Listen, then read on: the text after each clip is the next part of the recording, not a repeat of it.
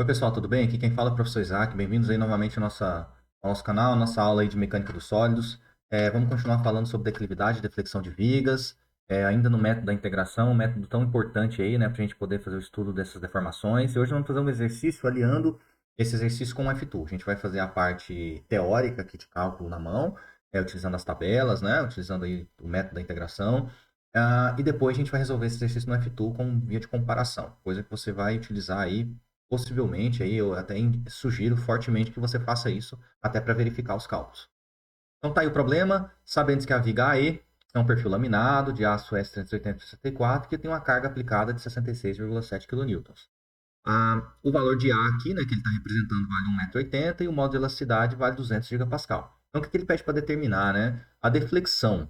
Deflexão, você não pode esquecer, a deflexão é a nossa flecha. É o quanto esse cara, né, vai deformar para cima ou para baixo, não é isso? Ó? E Y é o símbolo aí que a gente geralmente utiliza, certo? Então ele quer em que ponto que eu preciso avaliar isso? Lá no ponto C, olha lá no meio, né, da viga. Observamos que nós temos três carregamentos iguais, P, P e P. O que mais que nós temos de lado aqui? Temos o perfil aqui, né? A seção transversal. E aqui temos a inércia. Antes da gente passar já para ir resolver o problema, né? Importantíssimo você não se esquecer como se faz as transformações de unidade. Por exemplo, lá na inércia, o cálculo, a gente vai ter que trabalhar com ela em metros a quartas e não em milímetro a quarta, tá bom? Porque é importante a gente trabalhar no Sistema Internacional de Unidades, né?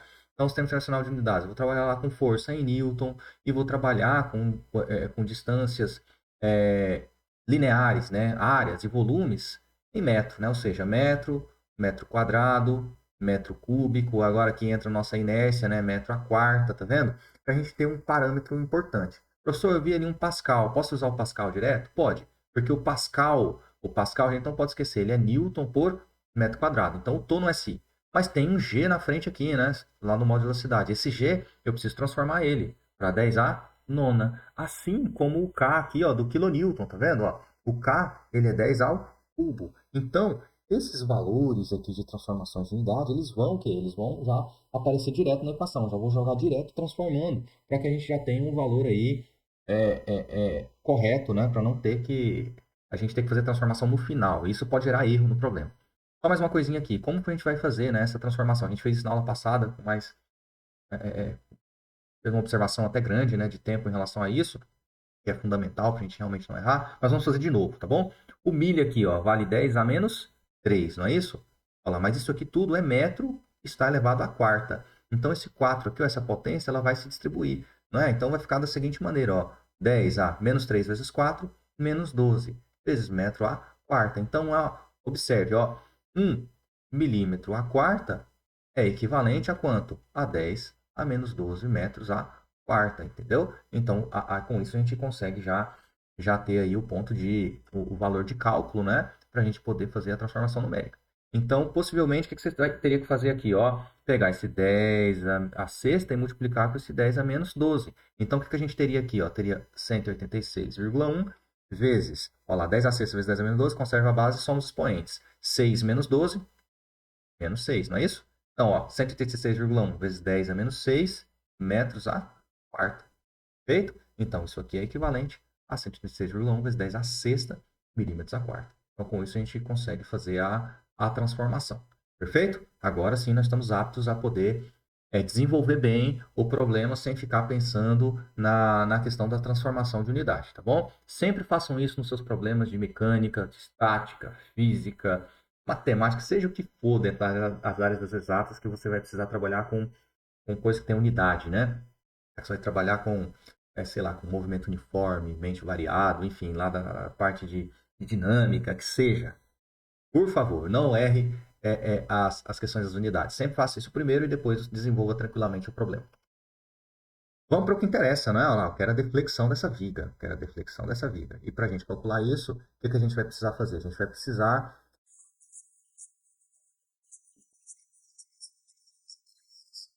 não temos uma tabela, nós não temos a estrutura conforme essa que está sendo proposta. Nossa, que tabela é essa? Tô vendo, essa é a primeira aula que eu tô vendo. Então, eu vou deixar o link aí, ó, disponível aqui em cima. vocês cliquem e vejam as duas aulas anteriores, ok? Que é uma primeira aula, uma aula mais teórica, né? Que é a gente estuda os valores, né? Os equacionamentos para chegar nos valores da tabela. A segunda aula a gente resolve um problema já aplicando esses valores. E essa terceira aula a gente vai aplicar esses valores e lá na frente, no final da aula, a gente vai fazer a comparação com o F2 e a gente faz um fechamento legal aí dessa parte aí de mecânica. Então, vamos lá. Sugestão que eu já sugiro para vocês aqui de cara, ó. Eu tenho dois balanços nessa estrutura, não tenho? Então você vai cortar esse balanço e o efeito de ação que esse balanço exerce na estrutura, você vai gerar, você vai aplicar um momento no nó. Feito, professor, você já pôs anti-horário aqui. Por que você pôs anti-horário? Pelo seguinte fato, ó, observe esse balanço. Ele não vai ter uma tendência de deformar a estrutura dessa maneira e não vai ter uma tendência de levantar essa parte aqui interna aqui entre esses dois pontos de apoio? Sim, então o momento de ação que eu vou colocar aqui neste apoio, B, não é isso que ele chama lá de B, vai ser anti-horário. Assim como eu for pensar aqui no apoio à direita, ó, a tendência de deformação não vai ser assim nesse balanço?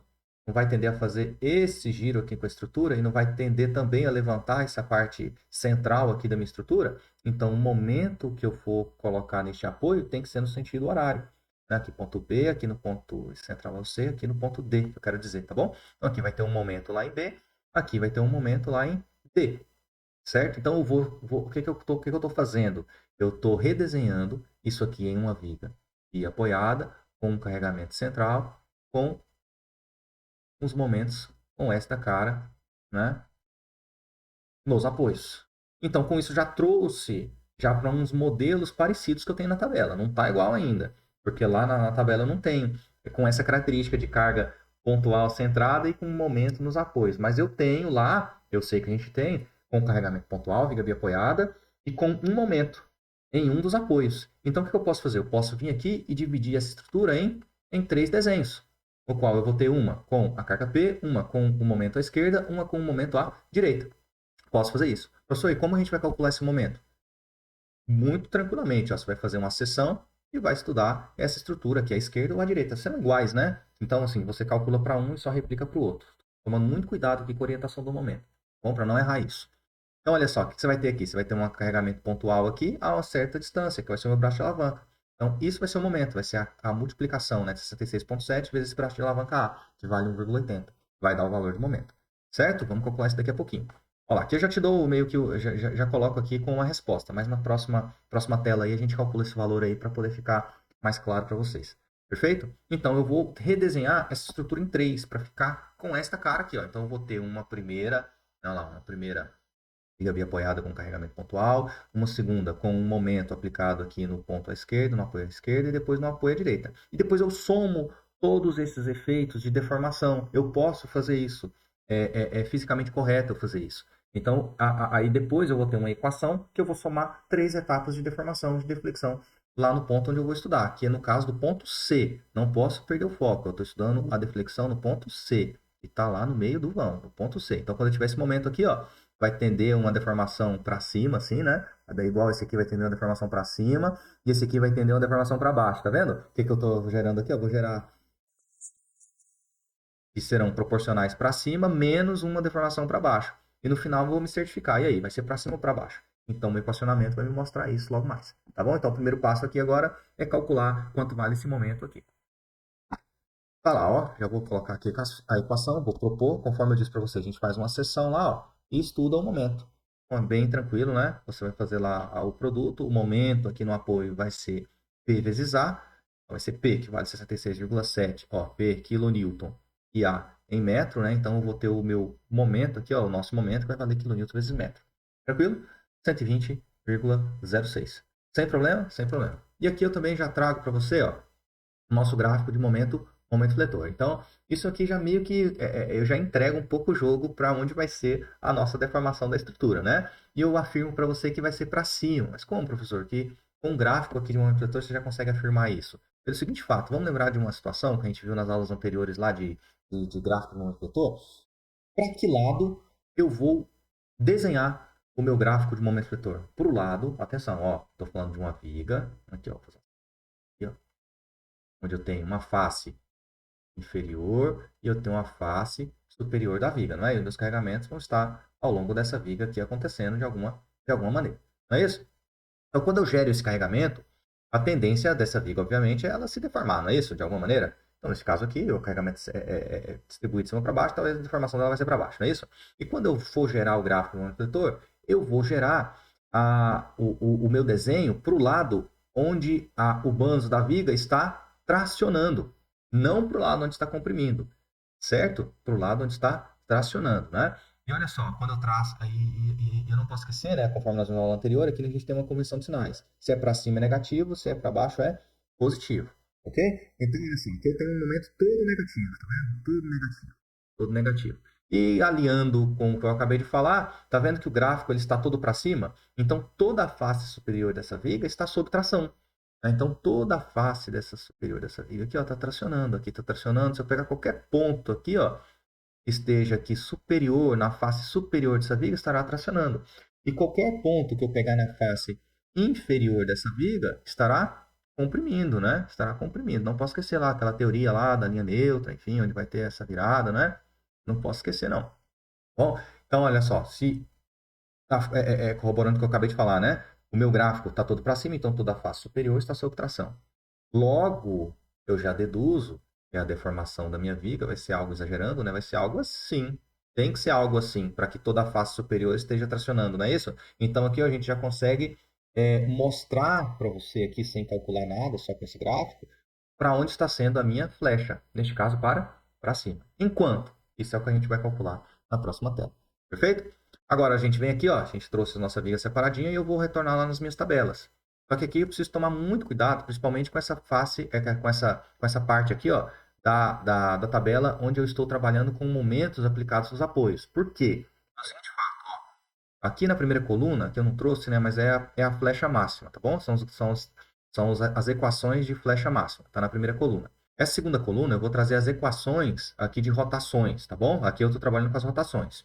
E a minha terceira coluna, a nossa terceira coluna, eu vou trazer as equações gerais das flechas. Pelo seguinte fato, ó, como é máximo, vai ser num ponto específico. E se eu quiser estudar um ponto genérico que não seja o máximo, aí você tem que aplicar a equação completa. Explica isso aí pra gente, professor. Claro, vamos pegar aqui a primeira estrutura. Observe que a minha flecha máxima, tá vendo? O meu y máximo acontece para quando eu estiver lá no meio do vão. Você consegue perceber, ó? Para quando o meu x aqui, ó, que está variando da esquerda para a direita, ele valeu quanto? Ele vale L sobre 2. Então, lá no meio do vão é válida essa equação aqui, ó. E se eu quiser estudar um ponto qualquer que não seja no meio do vão? Eu quero estudar esse ponto aqui, ó. Eu sei que neste caso aqui, a minha deformação máxima vai ser lá no meio, né? Olha lá, meu y máximo é lá no meio. Mas se eu quiser estudar um ponto qualquer, eu sei que daqui até aqui vale 1,80, não é? Daqui até no meio do vão, vale 1,80, que vale A. E se eu quiser estudar no ponto lá, quando o meu x valer 1 metro? Como que eu faço isso? Então, você vai fazer o seguinte, você tem que estudar a equação geral. Então, você vai pegar esse x que vale 1 metro e vai substituir na equação geral. Aí, quando você chegar num valor de resposta, esse valor de resposta vai ser essa deformação que estará a 1 metro do apoio. Não vai ser a máxima ali no meio do vão, entendeu? Você vai estar estudando um valor intermediário. Então, para isso que eu preciso utilizar essa equação. Por que você está falando isso, professor? Pelo seguinte fato, porque nas vigas, quando eu tenho um momento aplicado em um apoio, a minha deformação máxima não é no meio do vão, não é para quando x por L sobre 2. É para quando x, atenção aqui, ó, é para quando x por L dividido por raiz de 3. Então, neste caso, eu vou ter a minha deformação máxima, eu vou ter a minha flecha máxima. Então, não é no meio do vão. Então, qual a consequência disso? Que a gente não vai pegar essa equação de y máximo, a gente tem que pegar a equação geral, porque a gente vai estudar com x em que valor? Quando x vale A, no nosso caso, do nosso problema. Quando x vale 1,8, que é lá no meio do vão. Certo? Não vai ser quando x valer quanto? Ou seja, L raiz de 3. Perfeito? No nosso caso aqui, o L vai ser 2A, né? Porque o L, aqui nesse caso, ele representa todo o vão. E daqui, ó, a gente faz a divisão, né? Conforme o nosso problema está sendo proposto. Então, o L aqui, no caso, vale 2A. Só para a gente saber, porque aí na equação vai aparecer L, então você tem que colocar o valor equivalente de 2A, 2 vezes 1,8. Perfeito? Então, vamos puxar as equações agora para a gente poder entender como vai ficar isso. Olha lá. Então, a minha deformação lá no meio vai ser quem? Ó, representante, né? desta viga, mais o representante o equacionamento da segunda viga, atenção que ela é negativa, tá vendo? Conforme está proposto aqui, mais o representante da terceira viga, que vai ser igual ao segundo. Como ambos são iguais, segundo e terceiro, olha lá, multiplica por 2, tá bom? Multiplica por 2 e aí você faz quando você substituir, você vai ter um valor aí, você vai fazer menos conta, basicamente é isso, tá bom? Temos a nossa equação de deformação lá no ponto C, que está sendo proposta, e agora basta-nos somente substituir os dados, lembrando rigorosamente aqui, pessoal, não esquecer de colocar os valores com as suas devidas transformações, tá bom? Então, tá vendo lá, P, 66,7 newtons, olha lá, K tá aqui, né, do quilonewtons, olha lá, vezes L, não esquecer que L vale quanto?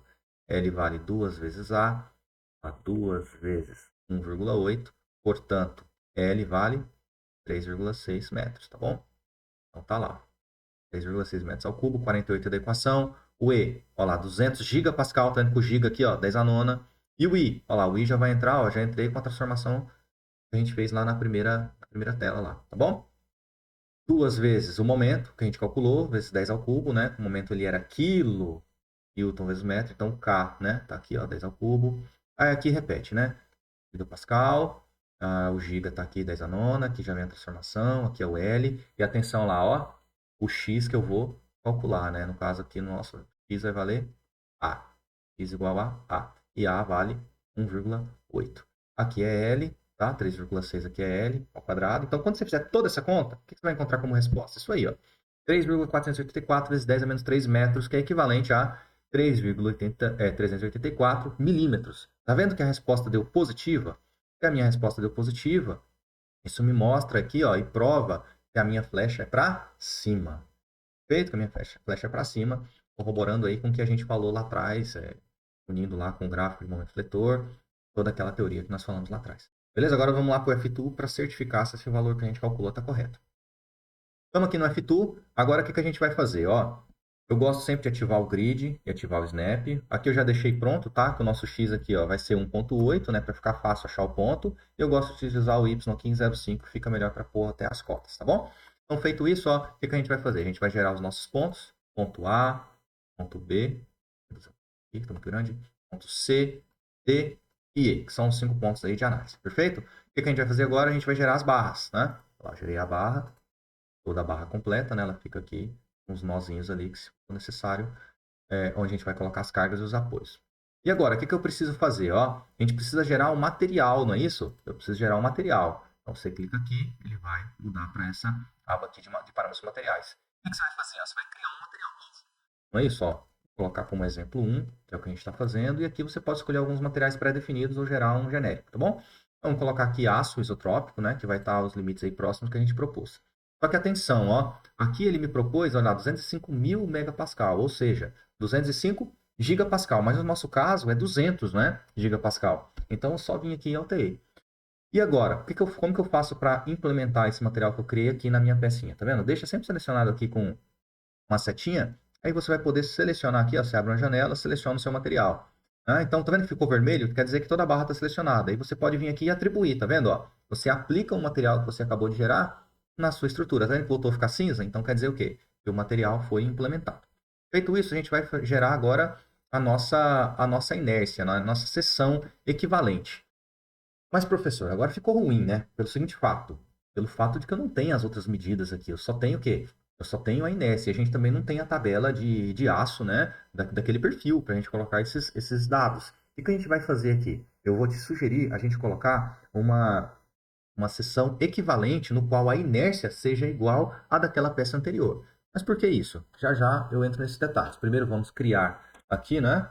Olha lá, vamos criar o nosso material e eu vou colocar ele como retângulo. Você pode ter várias situações aqui, ó, mas vamos colocar ele como retângulo. Se eu tivesse todos os dados, eu entraria no perfil I aqui e adicionaria os dados, mas não é o caso. Nós vamos gerar como retângulo e vir aqui como uma peça equivalente, no qual a inércia tem que ser a mesma. Agora vamos calcular essa peça equivalente, B e D, que são dados que a gente não tem, mas a gente tem a inércia, então a gente consegue chegar nesses caras. Para depois a gente inserir aqui e continuar o processo de análise. Veja bem aqui, ó. O que interessa em nível de deformação que a gente saiba? A gente tem que saber a rigidez da peça, não é isso? Rigidez da peça. que é a gente chama de rigidez aqui o produto no modo de elasticidade pela inércia, não é isso? Então, veja bem, eu estou te perguntando aqui como que essa peça está no espaço, se ela é um perfil circular, se ela é um perfil tipo U, se ela é um perfil tipo C, tipo I, retangular, quadrado, se é uma peça vazada. Isso me interessa quando eu estou a nível de cálculo de deformação? Não vai me interessar. O que vai me interessar de verdade é o valor final da inércia desse cara, certo? E o que vai me interessar também, por outro lado, é o material que esse cara é. Se ele é um aço, se ele é um alumínio, se ele é uma peça de concreto, se é um isopor, se é madeira, não é? Porque isso vai mudar uma velocidade, não é isso? Então, são esses dois itens, esses dois dados que me interessam. E o valor da inércia a gente tem.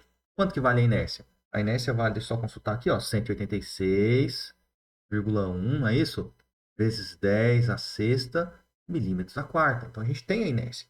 Tá, professor. Então, vamos pegar um valor aí que fica fácil da gente calcular. Claro, por isso que eu gosto de utilizar sempre um quadrado, né? Porque aí eu vou ter uma incógnita só para eu encontrar. Não é? Um quadrado de base B, então a altura vai ser B. E como que a gente calcula, no geral, o valor da inércia de seções retangulares? Não é a base vezes a altura ao cubo dividido por 12? Sim, mas nesse caso eu estou falando de um quadrado, então vamos substituir. Então vai ficar a base que vale B, a altura que vale B ao cubo dividido por 12. Com isso, a gente tem que a inércia vai ser igual a B dividido por 12.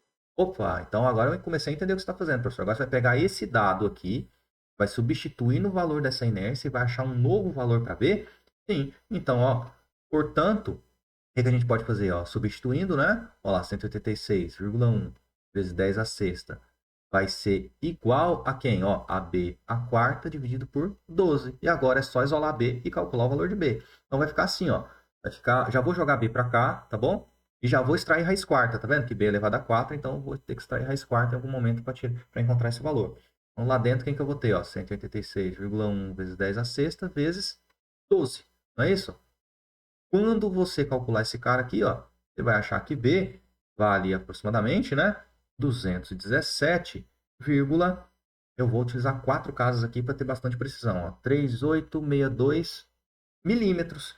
Então, o que você está me dizendo aqui? Eu estou te dizendo o seguinte: se você tiver um quadrado, essa aqui, com seção quadrada, de base 217,3862 e altura 217,3862 milímetros, você vai ter uma inércia de quanto?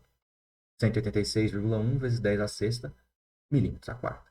Que é igual ao que foi proposto inicialmente daquela peça, aquela peça em formato de I. Perfeito? Então, se você utilizar essa peça e propor o mesmo carregamento daquela peça inicial, eu te afirmo que a deformação vai ser igual. Ok? Então, o que a gente vai fazer agora? A gente vai pegar esse valor, entrar com esses dados no F-Tool e vai ver se a inércia vai bater igual ou não. E tem que bater igual, porque senão não estaria errado o que a gente está fazendo aqui. Então, vamos voltar lá para o F-Tool. Então, tá aqui. Vamos lá substituir os dados. Aqui fica 217,3862. Aqui também, ó, 217,3862. E com isso, vamos ver quanto vai dar a inércia. Olha lá, 1,861 vezes 10 oitava menos a quarta. Então, está correto, porque aqui no problema a gente está utilizando 186,1 10 a sexta. Então, se eu jogo a casa duas vezes para a esquerda, eu aumento 2 na potência. Então, fica 10 oitavos. Então, está correto, está equivalente. Perfeito? Temos aí a nossa seção equivalente para a gente poder fazer o problema. Agora, basta nos jogar aqui, criar, não é? Os nossos apoios. Vou gerar um apoio fixo aqui. E vou gerar um apoio móvel, não é isso? Temos aí a nossa viga isostática e agora eu vou gerar o nosso carregamento pontual. Eu gosto de colocar o nome do carregamento conforme a força que eu estou aplicando, porque se eu tiver vários fica mais fácil de eu saber qual é qual. Certo? Vou selecionar os pontos que eu quero que elas fiquem aplicadas, não é? Então seguro Shift e seleciono cada uma. Aqui vai ser menos 66,7, porque o carregamento ele é para baixo, ok? Atenção na unidade, quilonewton, então está correto. Perfeito. O que eu quero verificar agora? Ó, vou verificar uma situação aqui. Ó. Vou verificar qual unidade que a minha deformação vai sair. Ó. A minha unidade está em milímetro. Então, o valor que aparecer lá vai aparecer em milímetros. Tá vendo? Ó, displacement milímetro aqui. Então eu sei que minha deformação estará nessa unidade. Feito isso, você precisa salvar, né? Você salva. Outra coisa aqui que eu acho que é interessante a gente colocar, as cotas, né? Para se certificar se está correto mesmo o que eu estou fazendo, né? Olha lá, 1,80, está correto, 1,80, 1,80, 1,80. Eu gosto até de aumentar um pouquinho mais aqui, né? Para ter mais precisão lá, ó. 3,60 e tudo. A gente está falando de uma viga aí de 7,20 m, né? 7,20, tá bom? É bom ter esses dados aí só para você a nível de informação. Feito isso, né, você vai salvar, como eu já disse, né, se não tiver salvo já no arquivo, você vai gerar um arquivo, ou no lugar aí, pasta que te seja pertinente. E aqui você agora consegue gerar os gráficos, tá? Aqui o primeiro, o gráfico de esforço. Ah, a gente só gerou, você viu só? A gente só gerou, mas não atribuiu, tá vendo, ó?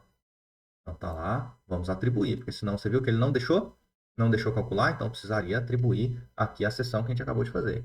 A gente já atribuiu também o material, não é isso? Ó, seleciona e aplica, salva novamente, agora vai dar certo, quer ver? Ó? Esforço axial não tem nenhum, cortante, tá aí o nosso cortante, né? A gente pode brincar com a escala aqui também. Momento lá, momentos que nós calculamos, aqui está 120,1 devido, possivelmente deve ser por conta das casas pós a vírgula. Vamos lá no momento, olha lá, uma casa após a vírgula somente. Ó, vamos colocar duas para ficar, duas aqui, para ficar coerente com o que a gente apresentou no problema. Olha lá, 120,06, tá vendo? Que mais aqui? Agora vamos para o que interessa, né? Olha lá, eu quero estudar a deformação na vertical. Olha lá, vertical displacement values. Então você vem aqui, clica e você vai aí se certificar de quanto deu a sua deformação lá no ponto C. Ponto C está lá no meio do vão, então ele me deu um valor de deformação de 3,484 milímetros. Lembra que a gente olhou a unidade, que era milímetro? Então a gente vê que é coerente com o que foi calculado. Vamos voltar lá no slide agora. Certo? Aqui estamos de volta nos slides, então a gente certifica que o valor é o mesmo que nós calculamos aqui com as nossas tabelas, certo? Claro, lá no software, né, é muito mais fácil, né, da gente poder fazer esses cálculos. Aqui eu trouxe o valor aí, né, fiz um print lá, trouxe para cá só para a gente comparar e ver que é muito preciso, né, que é válido todos os cálculos que a gente fez aí, a gente consegue comparar tranquilo e ter, digamos, a nossa conferência de dados. Basicamente é isso mesmo que eu quero dizer. Pode servir como uma conferência aí do que a gente está fazendo na mão. Certo, pessoal? Espero que tenham entendido. Qualquer dúvida aí, estou à disposição. Vejam, se você não viu as duas aulas anteriores, assista lá. Tem muita coisa aí que a gente já falou no nosso curso de Mecânica dos Sólidos, está sendo bem legal aí. Estamos conseguindo falar de bastante coisa, o curso está ficando bem completo, tem muito que por vir ainda, tá bom? Espero vocês nas próximas aulas e tchau!